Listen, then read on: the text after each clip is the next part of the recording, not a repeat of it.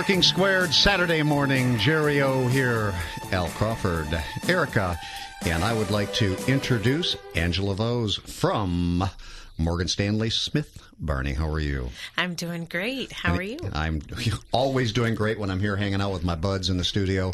I could live underneath headphones. It's just, it is a good life. You want to say hi to anybody? Hi to my little girls, Victoria and Isabel. And she's got a big smile, the proud mama saying hi to her kids. That's pretty good. So, financial planning. Why did you get involved in financial planning? To help people, to secure people's future. Is that something that you have a passion for? Very much so. Okay. College degree, and you went to, where'd you go to college? Wittenberg University. Wittenberg. Are they in your bracket, Al? I've never heard of Wittenberg. Okay. I don't think they have a football team, do they? Oh my gosh, they have the best football team. They win the national championships for their division all the time. What state are they in? They're in Ohio, Springfield, Ohio. Oh, okay. So that would clue why Al doesn't know. The sprawling metropolis of Springfield. Right.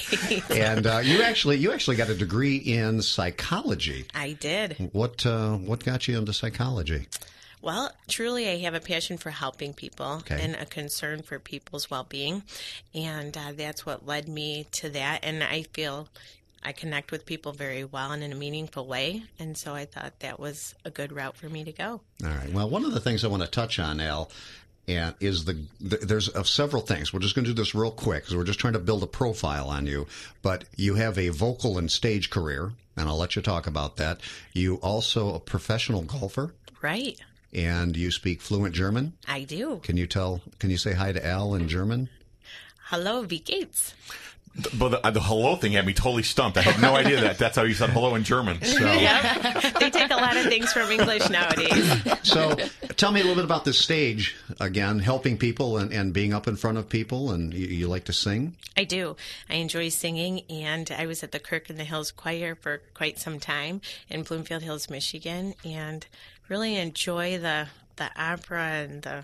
So you actually considered being in New York singing, is that correct? I did. That's pretty amazing. Now, about the golf side of it, and I know that Joel, our guest last week, loves golf, so maybe you two will have to tie in. How long have you been golfing, and did you do a tour? I was on the Futures Tour, which is the woman's equivalent of the Buy.com down in Florida. And so that was really amazing. I had a wonderful golf coach, Jim Suddy, who was the golf teacher of 2002 for Golf Digest. So he's taught Lauren Roberts and people like that, Fred Funk. So you can't see, the studio can't see this, but I'm actually bowing before her right now.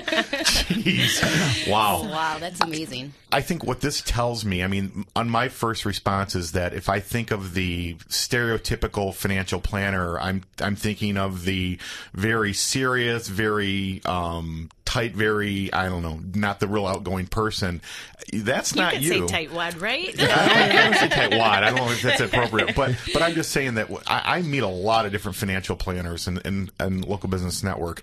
And what I see is that you are a very engaging, caring, a normal person. Not that they're abnormal. So I know I'm going to get some bad flack for that, but it's something where you are a very engaging person. So I think that's an important thing. I think my first response now is that you're a very engaging person. Well, thank you. I appreciate that. So because of all that, you really wanted to get in and help people. Right. How are you doing that? How is it that you help people with financial planning? What's your first steps? The first step really is getting to know people. It's got to be not only a good fit for me, but for the client as well. So there's got to be some kind of engaging, meaningful relationship there for the trust to be built up, for someone to finally feel comfortable enough with me to even do a plan for them, a financial plan.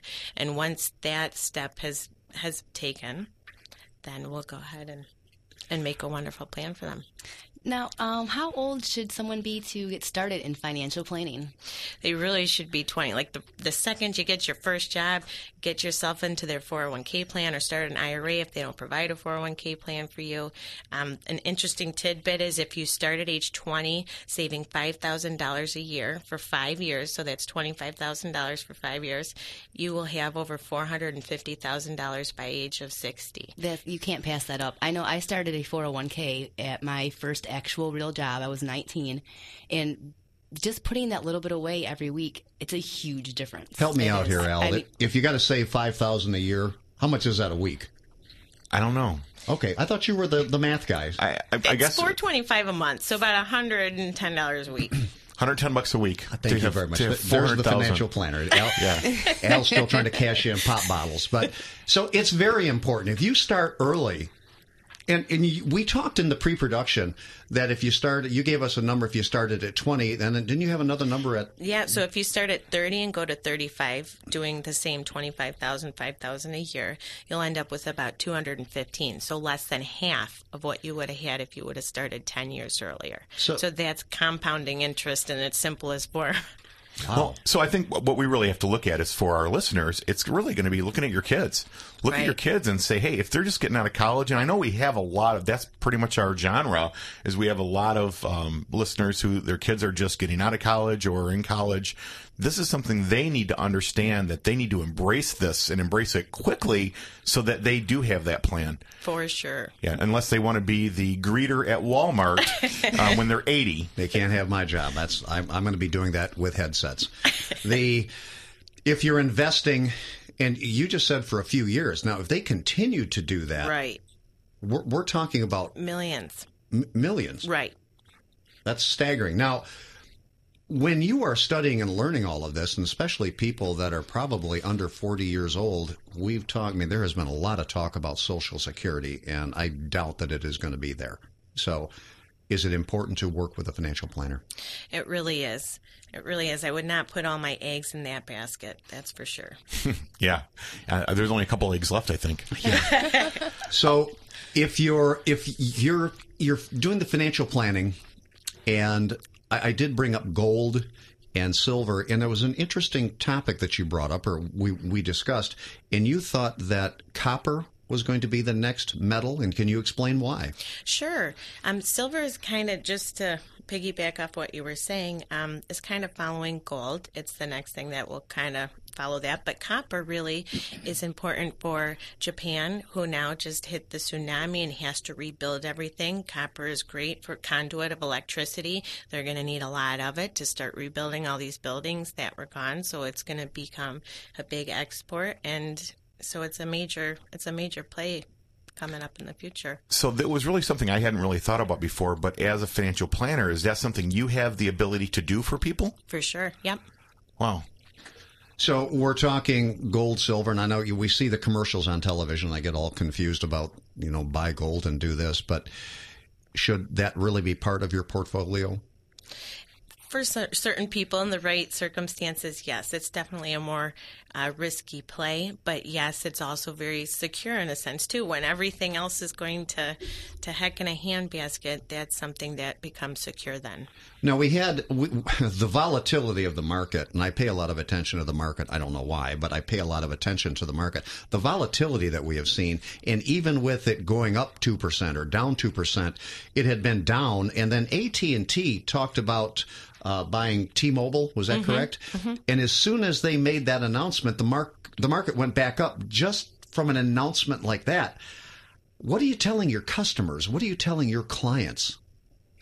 Well, the volatility is like nothing we've ever seen before since 2008, since the big crash. Even last October, the market was down in the 9,000 range. Right. So, in 6-7 months later, it's up 3,000. It's unpredictable. We are in uncharted territories. We have not seen this kind of behavior in the market.